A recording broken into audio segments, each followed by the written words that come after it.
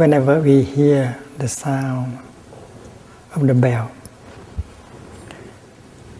we practice listening to the bell deeply.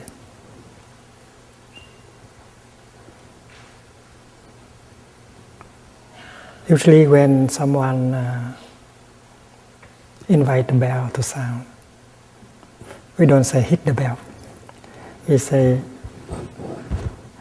invite the bell to sound.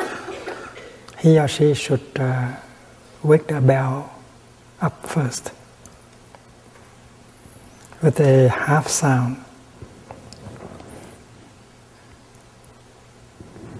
like this.